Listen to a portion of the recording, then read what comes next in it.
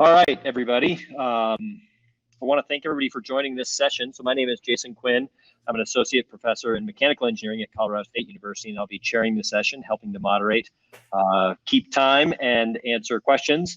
So I will virtually be cracking the whip. I don't know exactly how to do that, but trying to keep all of our presenters on time. So I'm really excited about today's session, focused on transportation. So the first three talks will be on trucking and emissions and such, and then we've got one last talk from Argonne on marine applications.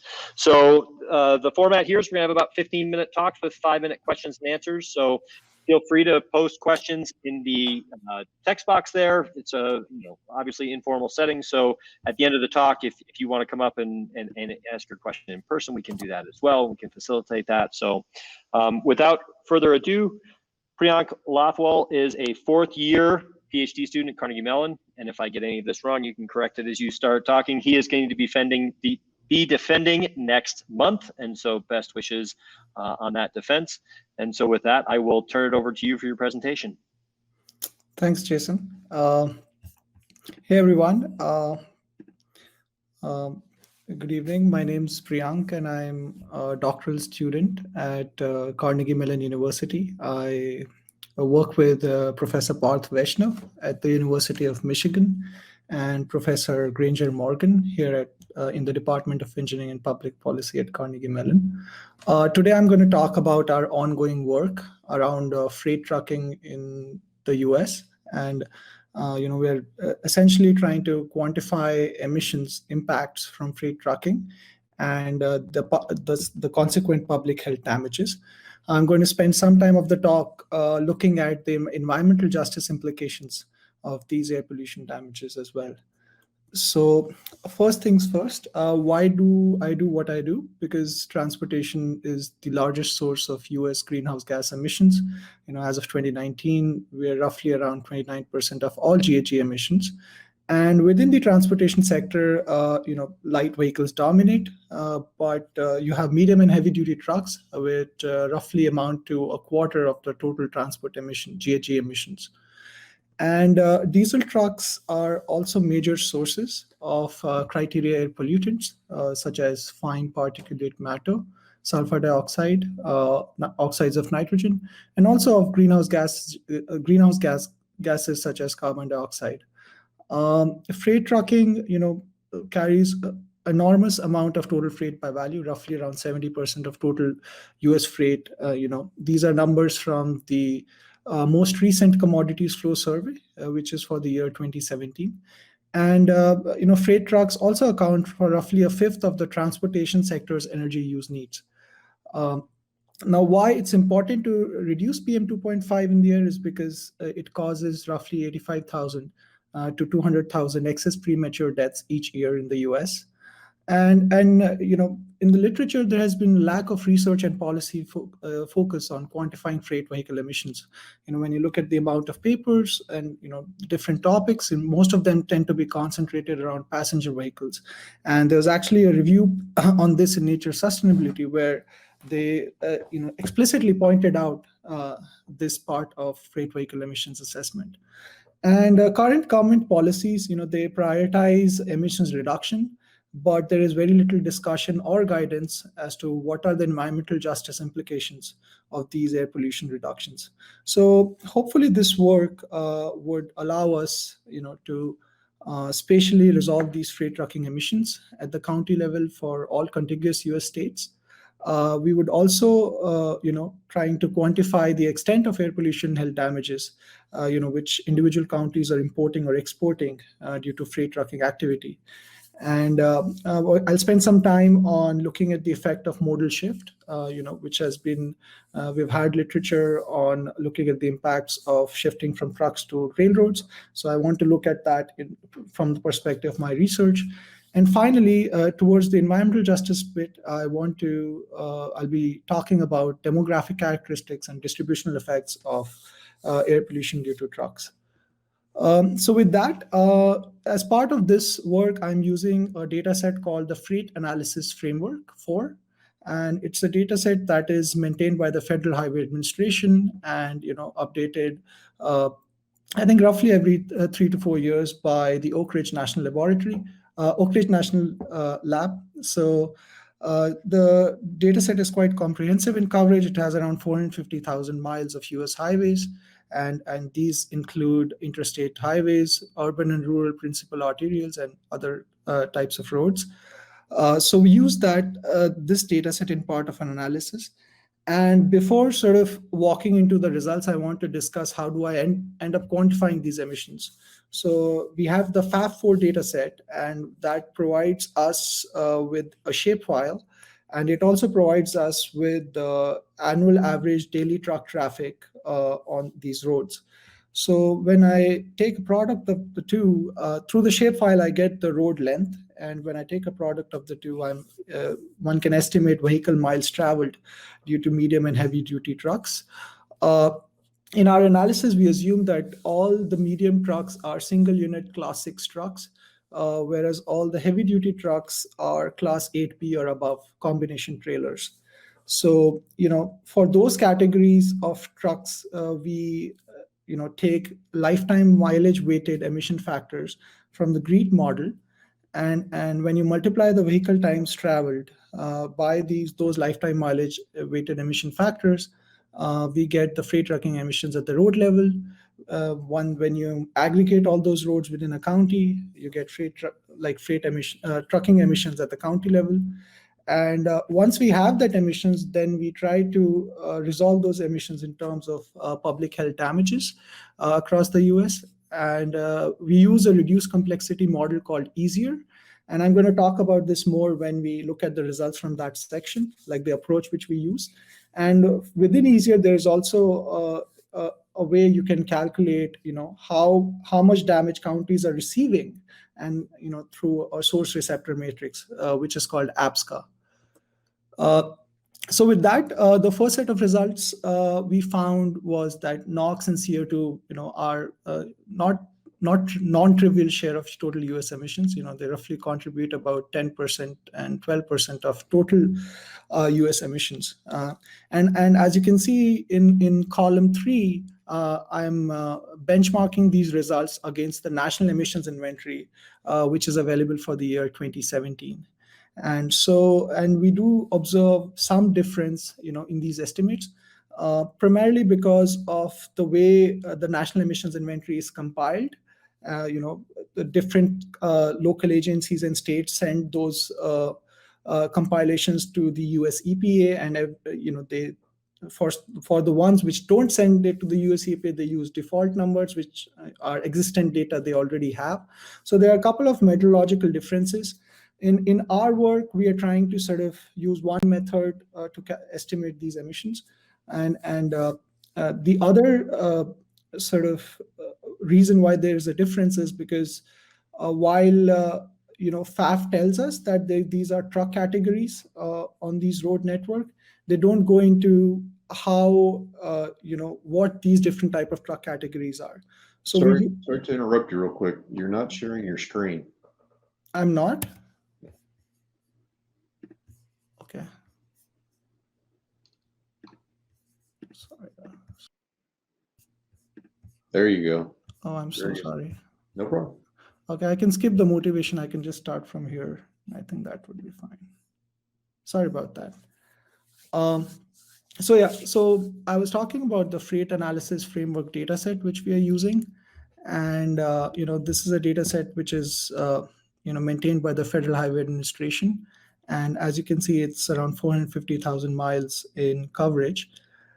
So for each of the roads, the FAF4 gives us a average daily truck count number, and it also comes along with the GIS file through which we are able to estimate the vehicle miles traveled by trucks.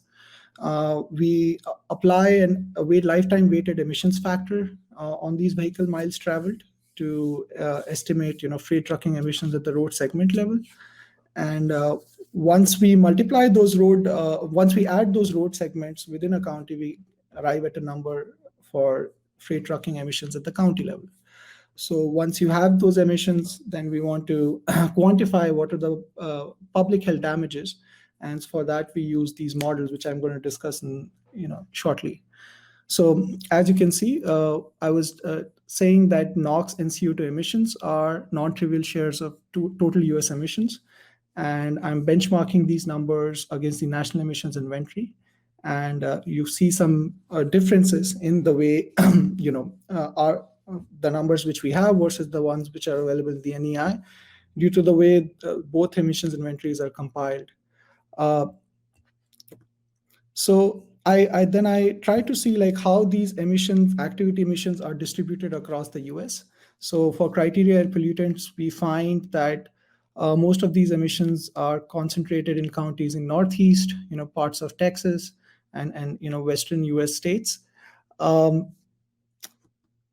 And if you look at the freight truck flows on the road network within the contiguous US, we find that those activity emissions, roughly correspond to these freight truck flows. Um, Next, I'm going to talk about the distributional impacts of air pollution due to freight trucking. So for this, we create a measure called the population-weighted emissions for PM2.5, SO2, and NOx. Essentially, what we do is we distribute the emissions within a county by the population weight, by the population fraction that's available at each census tract within the county. And on the right-hand side, you see a list of variables which we have for our model specifications. We have proportions of populations by different racial and ethnic groups. And we also have, the logged area of the census tract, the GDP of the county where the census tract is located, along with the median household income at the census tract level. So we pull all these data sets from an API which is available by the US Census Bureau. So when we try to run the regression for weighted PM2.5 emissions, we find that these emissions occur disproportionately in census tracts which have Black, Hispanic, and American Indian populations. And we find that there is statistical significance in some of this. Next, we also run these regressions for NOx, and you find that the effect for like a few racial groups drops, but the effect for Hispanic population stays. So it's very interesting because one would imagine that these results to be very similar across pollutants, but in our case, we're observing that there is slight differences in how emissions are distributed by pollutant type in different population groups. Next, I also run this analysis for sulfur dioxide weighted emissions. And we find that, again, for American Indian and Hispanic populations, we find that they are, these emissions occur more likely in those areas. So now I'll discuss how we went about this, going from emissions at the county level to calculating or estimating public health damages. So we use what's called a reduced complexity model. And these models were developed a few years ago at Carnegie Mellon by a former graduate student, Dr. Jinyo Kyo, and Professor Peter Adams. So the model which we're using, it's called EASIER, and it provides a total estimate of air pollution damages flowing from the source location across the US. So it was derived by running a regression on values which came from an actual chemical transport model. And within EASIER, it allows us to disaggregate those damages at the receptor sites. And the way it does it is that in the back end they distribute those social costs by the population weighted average plumes. So I'm happy to sort of discuss more about that in Q&A as to how that method works. But essentially, PM 2.5 damages due to trucking are roughly around $5 billion in the US. On the left-hand side, you see damages at the source county. So, for example, a ton of emission, if it was emitted in Ann Arbor, how much of damage would it cost across all US counties aggregated at Ann Arbor? So that's the graph on the left. And on the right, you have damage by the receptor county, which tells me how much of damage does Ann Arbor receive from from trucking activity taking place in all other counties, including the trucking activity which is taking place at Ann Arbor. So that way it's like a receptor estimate. So I do this exercise for all the criteria air pollutants, and I find that NOx NOx damages tend to dominate. There are staggering $11 billion, due to freight trucking, and for SO2 we find that those damages are, slightly. They're very less. They're roughly around $100 million. So now we want to juxtapose this with the emissions maps which we just saw, that you roughly saw activity emissions taking place along freight flow roads in the FAF data set. But when you look at the public health damages, they aren't like those roads in some cases aren't preserved. The damages tend to be more distributed. So assuming we wanted to find out that, well, if in our data set we have around $25 billion in climate damages due to carbon dioxide emissions, and we are assuming a social cost of carbon of $40 per ton. So if we were to shift part of the tonnage to railroads, would there be any significant emissions reduction? And we actually find that depending on how much ton miles you shift from freight trucks to class 1 railroads, you see a significant reduction in CO2 emissions. And it's also there in SO2 emissions. And this is interesting because when we look at the damages piece, we find that PM 2.5 and NOx tend to dominate in terms of the public health damages. So I think at this stage I'm going to end my presentation, and I'm happy to take questions. Yeah, so I think virtual applause, I think, is how this usually happens. So sorry about the technical glitch there. I couldn't get on to tell you that you weren't sharing the screen. So hopefully we got all that figured out. So I didn't see any questions posted in the chat, so I might just pose one right now. And if there are other people that want to step up to the podium to ask one quick question, we have time for that. One of the things in your most recent results here that you were talking about, you were looking at the change from trucking to rail. Yeah. Did you include first and last mile as a part of that analysis, or was it just purely, ton miles? We just did a zeroth order calculation using ton miles. Okay. We thought about whether to sort of expend effort in terms of trying to go into the level of detail in terms of filtering out only commodities which can be shipped through rail. But there are other analyses like that in the literature, and which provide a reasonable estimate of that. So we just wanted to sort of benchmark our data set numbers with what's available. Looks like Parth, you have a question? No, I'm a co-author on the study, so I just logged in to help answer questions. Got it. Perfect. So there's a question in the chat. Let me pull it up. How did you select the parameters to include in your model? This is from Obst. Okay. Parth, you want to take that? Yeah. Could you clarify which parameters? Do you mean the regression model that we looked at? Here we go. Yes, I think it's when we are talking about the regression model where you use different parameters, those one I was not clear how you select those one. Yeah, so they're basically they're all our hypotheses about what might be driving the population weighted SO2 emissions.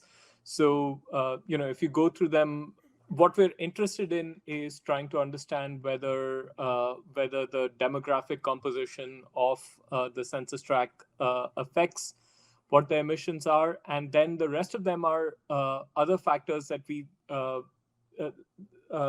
thought might affect them. So some of them are just because of physics. You might expect there to be more emissions in a county that's larger. You might expect there to be more damages in counties where the population is greater. and then there are a couple of factors that where there are correlations in the literature. So, for example, the literature suggests that people with lower incomes tend to be exposed more to pollution just because of how housing is priced and so on. So we just wanted to test all those hypotheses in the literature. Does that answer the question?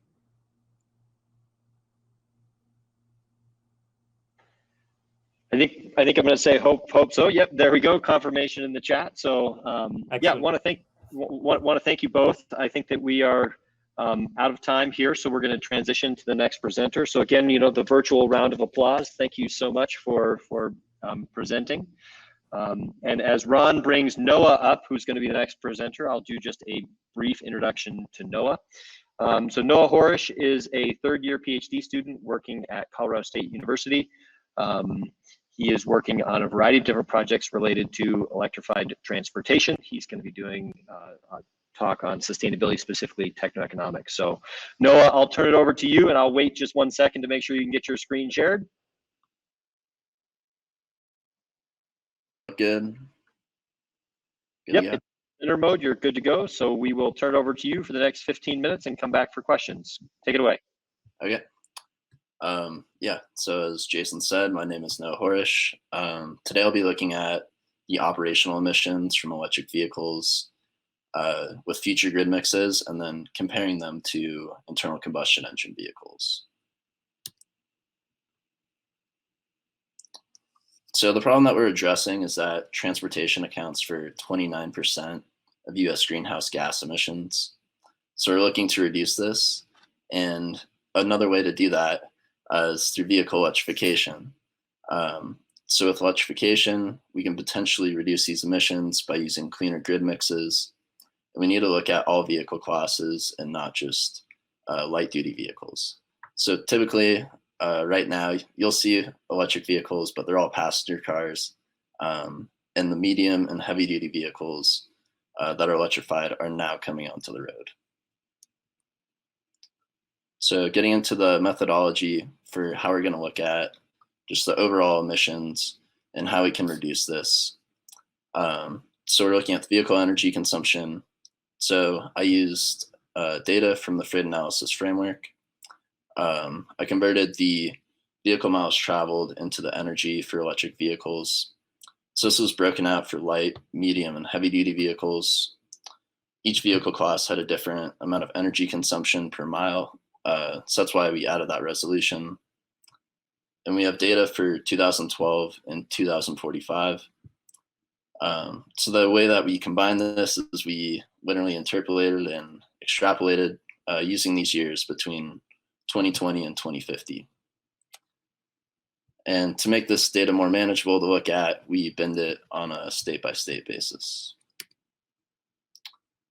So the next part of this, to determine the total emissions from the transportation sector, is to look at electric vehicle adoption. So here we're saying that light-duty vehicles make up 84% of the vehicle class by 2050. So this is a pretty optimistic scenario. And an even more optimistic scenario is that medium and heavy-duty vehicles will all be electrified by 2050. So we can really see the impact that electric vehicles could have in 2050. So now getting into the interesting portion, we're looking at different grid mixes throughout the United States. So certain areas use different grid resources, such as coal, or you can use renewables like wind and solar. So starting out on the left side, we got emissions data from OpenLCA and EcoInvent 3.5. So since natural gas and coal have the largest impact on the emissions, we added this geographical resolution for the 10 different regions. So an example would be in WCC, it's about 20% less greenhouse gas emissions than in RFC for coal. So then we combine this specific location data in terms of the emissions and mix that, and combine that with the grid mix using the 2019 EIA Energy Outlook. So this includes 23 different eGrid subregions. So we combined the different grid mixes using the Tracy 2.1 impacts. So we summed the total Tracy 2.1 impacts with the grid mix.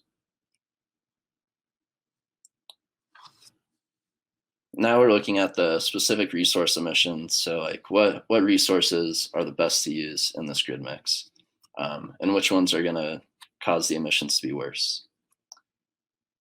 So as you can see, oil and coal tend to be the worst.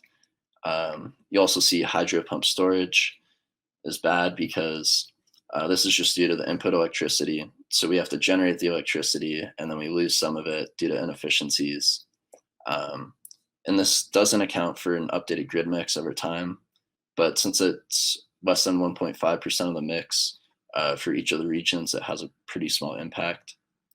So we just didn't look into that further yet. And it's also good to look at what resources should we be implementing. So we should be implementing hydro reservoir, wind, and nuclear. And then photovoltaics are also good. So for comparison purposes, we looked at internal combustion engine vehicles and quantified their Tracy 2.1 impacts for each vehicle class. So once again, light, medium, and heavy duty, with each vehicle class consuming a different amount of energy, which impacts its emissions. And the system boundary was limited to just tailpipe emissions in order to get a fair comparison between the electric vehicles and the internal combustion engine vehicles.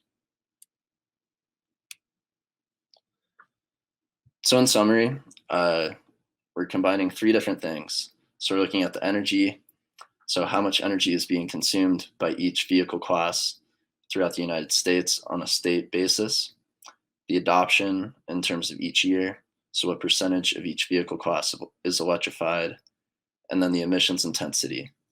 So that includes the emissions intensity from both electric vehicles and internal combustion engine vehicles. And this is quantified on a state basis as well.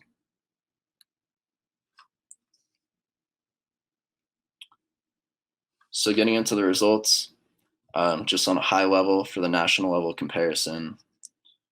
So looking at the left figure, we noticed that there's an 87% increase in energy demand, and there's an increase in the energy demand from each vehicle class. With proportionally, there's more heavy duty vehicles coming online than light duty relative to its original percentage. And since we're electrifying the vehicles, there's a lower greenhouse gas emission intensity. It's about 54% lower than internal combustion engine vehicles, but we're only going to see a 1% decrease in overall greenhouse gas emissions. And this is with all of the vehicles being electrified except for 16% of the internal combustion engine vehicles. So we're able to see basically the emissions stay the same, but not increase due to that extra energy demand. So what we're looking at here is just a direct comparison of electric vehicles to internal combustion engine vehicles in terms of their greenhouse gas emissions. So we'll notice that the electric vehicles have lower greenhouse gas emissions for almost every state except for Wisconsin in 2050. So there's actually a 3% reduction in greenhouse gases from 2020 to 2050, but there's a change in the vehicle classes where more medium duty vehicles are coming online, and that shifted the numbers a little bit. But Wisconsin has a fairly dirty grid with 60% coal in 2050 and 28% natural gas. And it should also be noted that the coal that's in this region has about 20% more greenhouse gases than from coal from WECC. So the main takeaway from the slide is it's much better to adopt electric vehicles in certain states than others. So in addition to the greenhouse gases, we're also looking at the respiratory impacts. So once again, the electric vehicles are in general better than the internal combustion engine vehicles, but in a few states, it's actually worse, and that's just in states that have a high coal percentage. So that's ranging between 41 to 64% in terms of the coal concentration. And then for North Dakota, South Dakota, and Nebraska, they reduced their nuclear, the amount of nuclear that they use in their production mix by about 8% between 2020 and 2050. And they're replacing it with wind and natural gas, which aren't bad resources.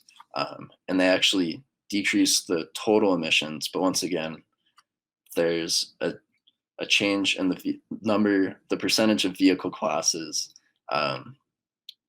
which makes them have worse emissions relative to internal combustion engine vehicles. Okay, so now we're taking internal combustion engine vehicles out of the picture and just looking at direct emissions from the electricity sector. So this is purely electric vehicles. So we'll see that New York has worse greenhouse gas emissions, and this is due to them taking nuclear power plants offline and replacing them with natural gas. And since nuclear is one of the lowest emitting resources, that had a negative impact.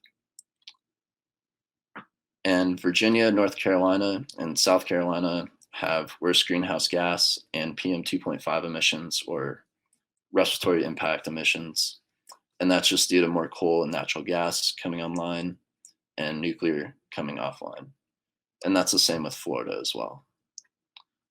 So one surprising result is that California has worse PM2.5 emissions, or respiratory impact emissions.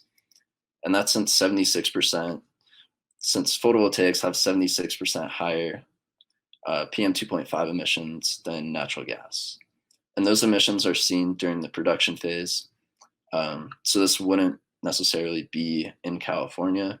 It would be wherever the photovoltaics are produced. So that could be in China. So the impact wouldn't be seen necessarily where it's installed.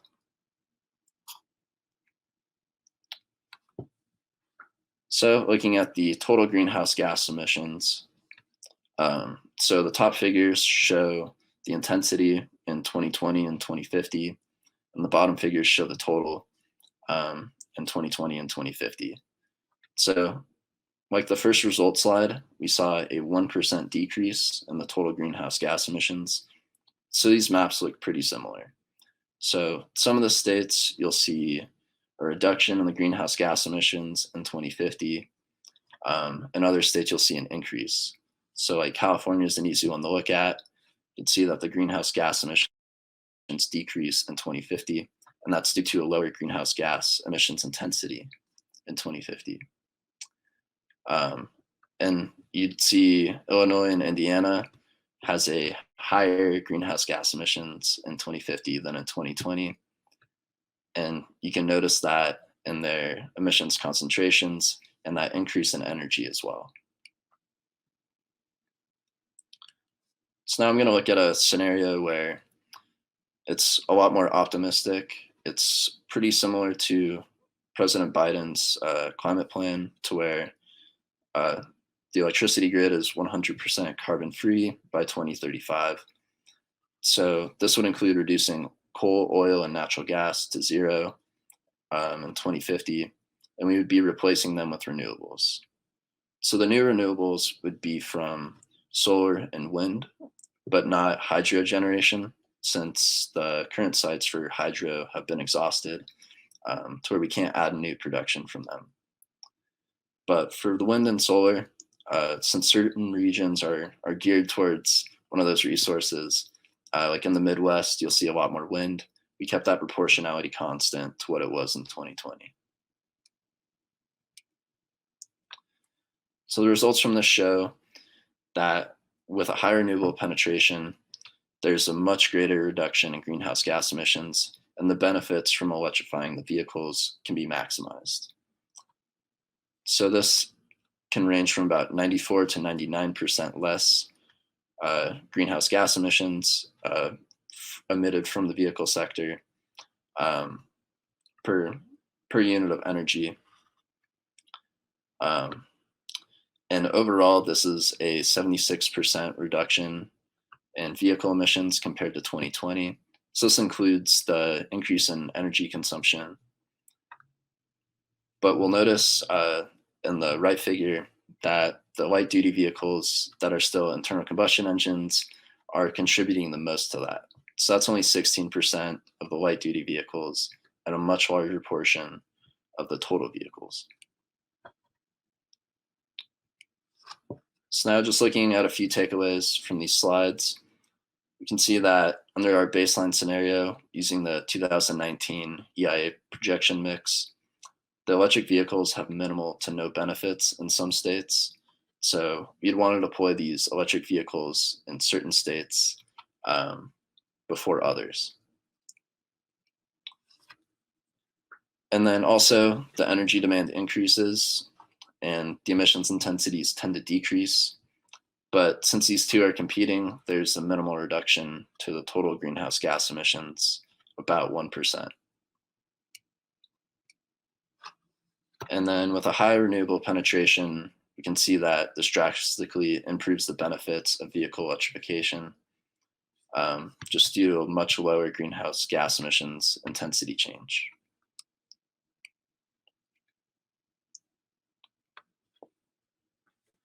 So now looking at some future work for how this will be expanded. So we're going to model adoption that's specific to each state. So there's data on like what states tend to electrify the most. So California is a good example of a state that electrifies a lot. And then we can also expand the system boundary to make it a more holistic comparison. So we'd include like the batteries for the electric vehicles, which have a substantial amount of emissions. And then we can also include charging technologies, such as extreme fast charging and in-motion wireless power transfer. Here's some references, and thank you for viewing my presentation. All right, Noah, same as before, virtual clapping. Thanks so much for that. So if there's any questions, please feel free to step up to the podium or post them here in the chat. So I'll give it a minute here, the awkward minute, and then I'll ask one question to Noah.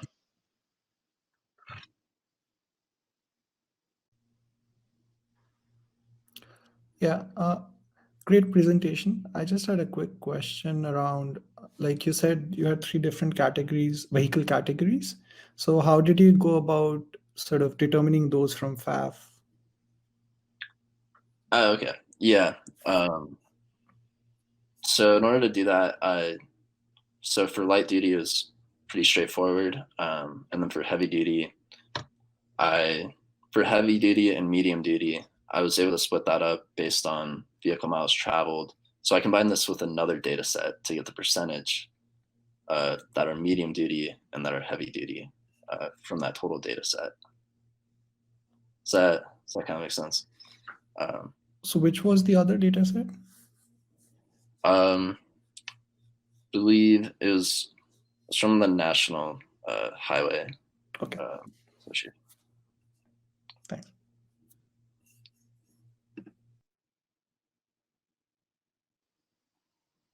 Okay, any other questions for Noah?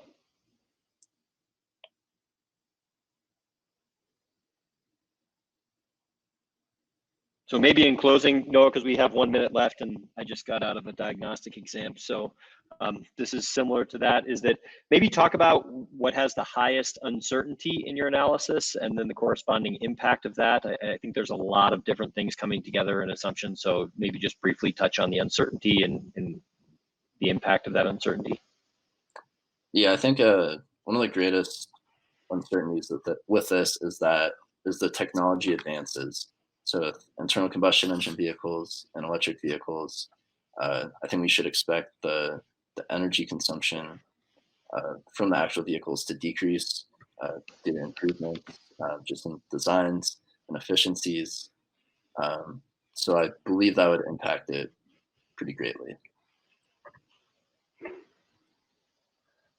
All right, great. So we're going to keep on time here. So again, virtual clapping for Noah. Thanks so much for your presentation. We'll have some more discussion here at the end for all of the panelists. So Ron, if you can bring Lou up, she's going to be our next presenter here. And so I'll do a brief introduction here. Lou is a second-year master's student studying at the University of Toronto.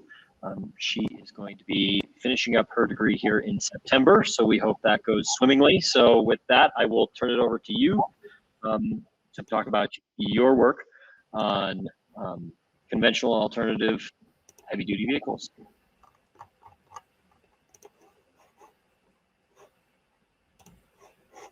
And I'll hang tight here for 1 sec to make sure it's working so we see your screen. If you want to put it in presenter mode. Yeah, hello everyone.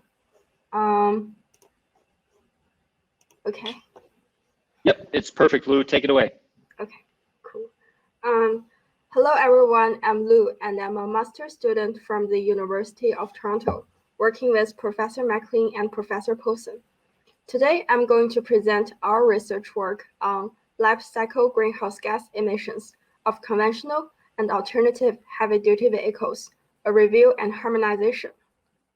So to provide some background on the work, the transport sector accounts for around a quarter of the global CO2 emissions. Further, direct emissions from heavy-duty vehicles account for around 15% of the transportation emissions. And HDV emissions are continue growing drastically with population increase and economic growth, altogether making HDV sector a critical area of decarbonization. And transition to alternative heavy-duty vehicles is required to decarbonize the HDV sector. Studies have analyzed the GHG emission impacts for alternative HDVs.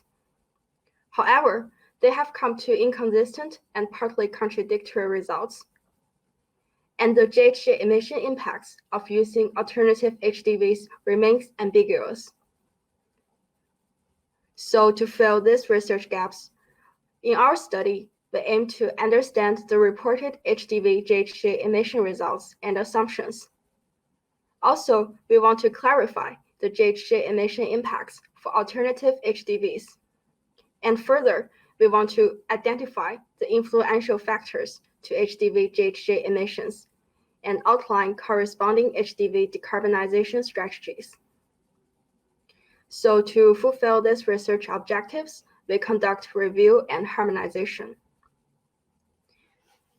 In our study, we considered 4 alternative HDV options, and that is the liquefied natural gas, or LNG, compressed natural gas, or CNG, battery electric, or BE, and hydrogen fuel cell HDVs. We also include conventional diesel HDVs as baseline estimates.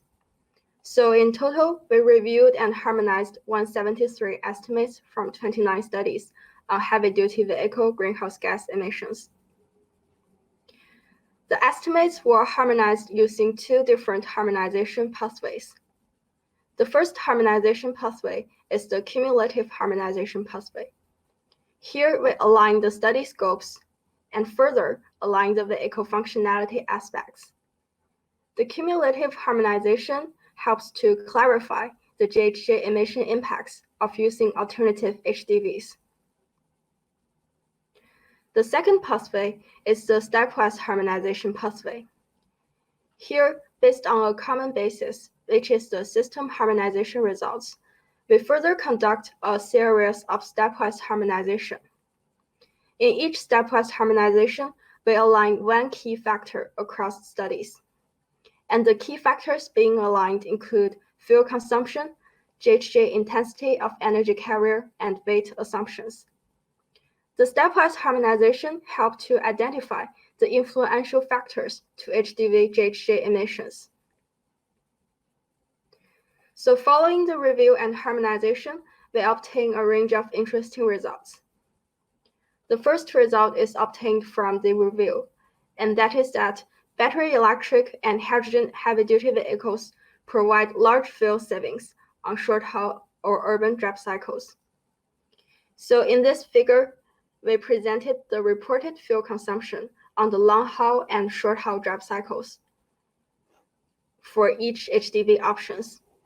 On the y-axis, we show the gross vehicle weight specific fuel consumption, which is calculated as the reported fuel consumption divided by its corresponding gross vehicle weight of the truck.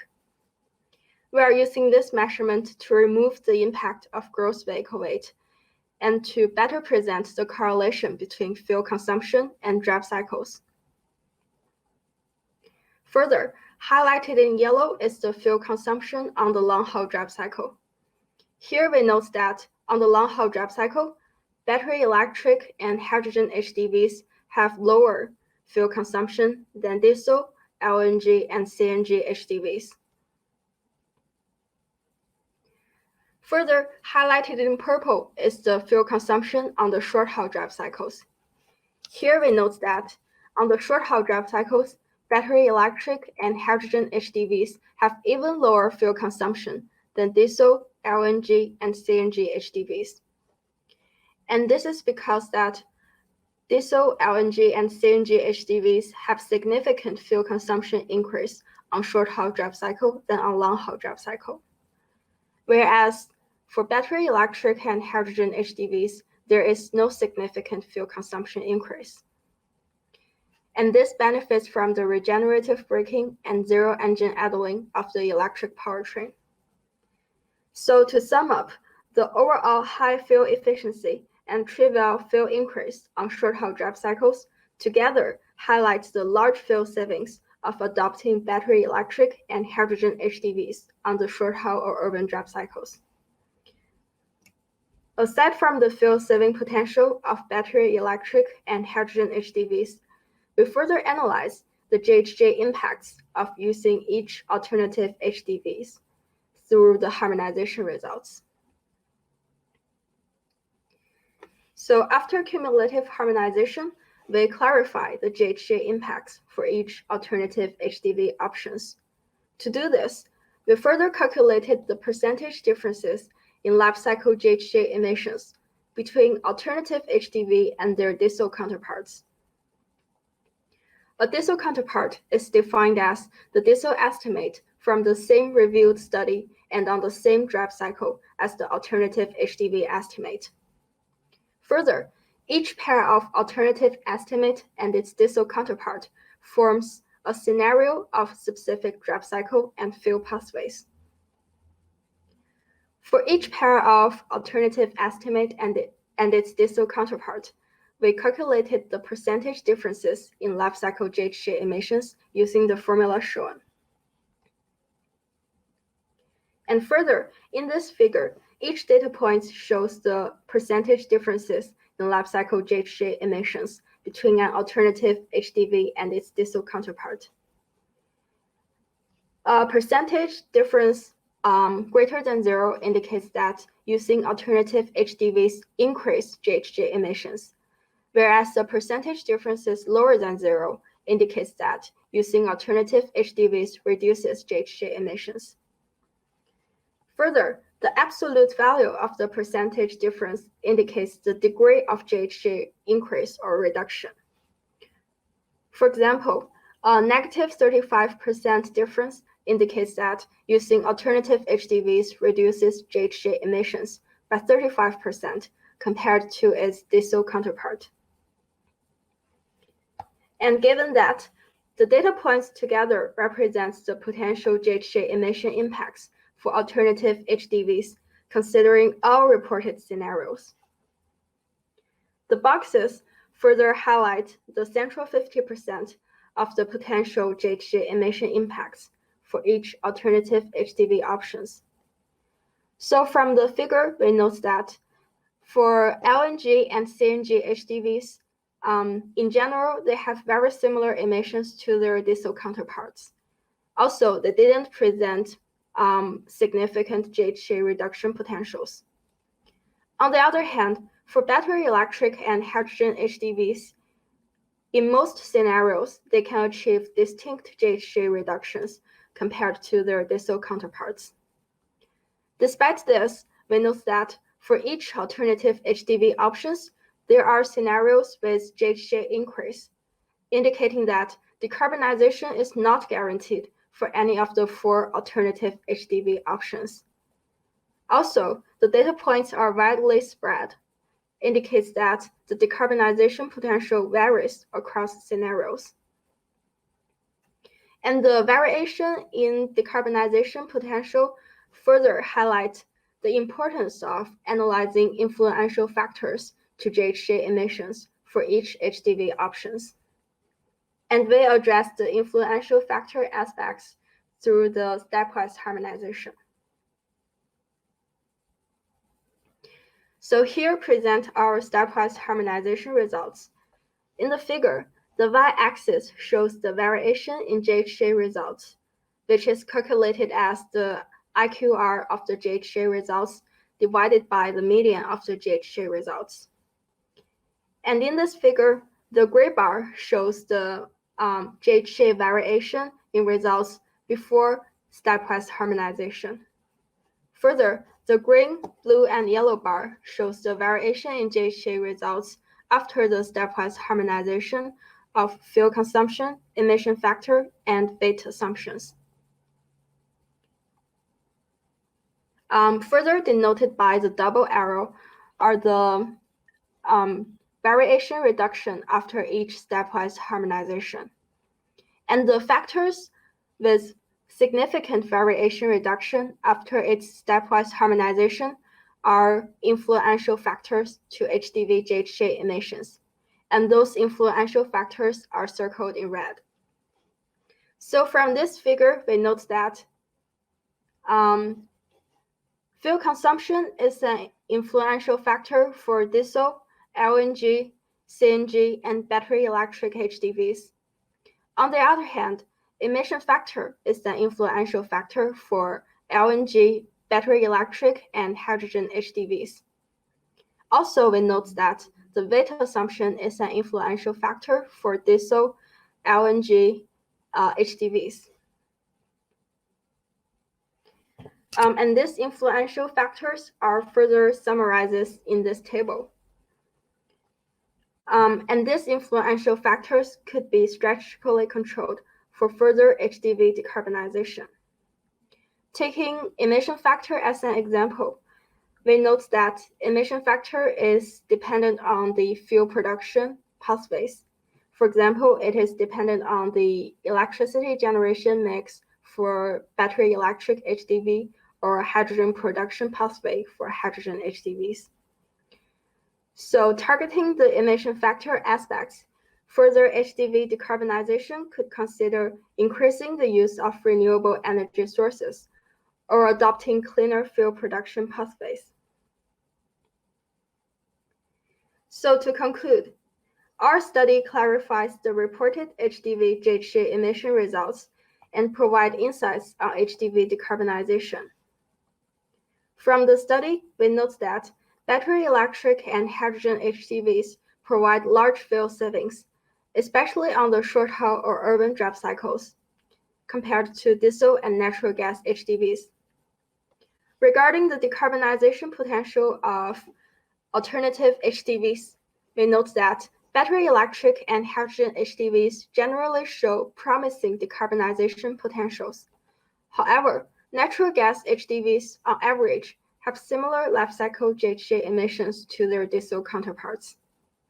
Last but not least, we note that fuel consumption, emission factor, and weight assumptions have a varying degree of impacts on HDV JHJ emissions, and these factors, if controlled, have the potential of effectively reduce HDV JHJ emissions. Thank you so much for listening, and I'm open to questions and comments.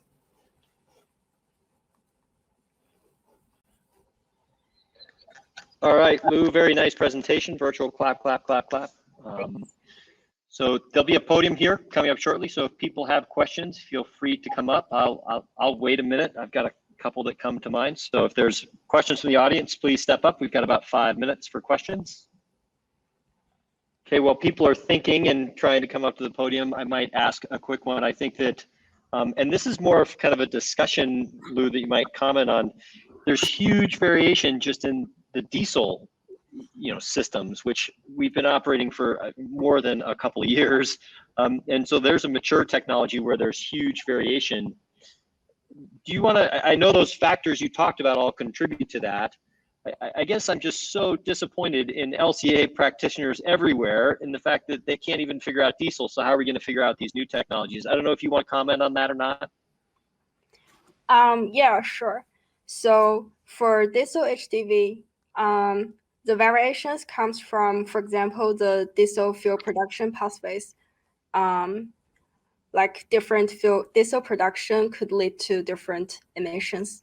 Also, for example, the fuel consumption aspects of diesel HDVs could also contribute to that variation in GHG emission results. For example, like we see in the previous slides, on the long haul and short haul drive cycle, there is a variation in fuel consumption, and that's all contribute to the variation in diesel GHG emissions. And then I guess what I might add and build on this was that you showed that, like, for battery electric vehicles and for hydrogen, for example, there were actually scenarios where they're worse than diesel. And so, like, it's so hard to believe that that people are actually reporting that. It seems like people are cheating, right? That they're like making all the best assumptions for diesel and all the worst assumptions for battery electric. So I guess maybe if you can just comment a little bit on why you see those kind of results on the high end. Yeah.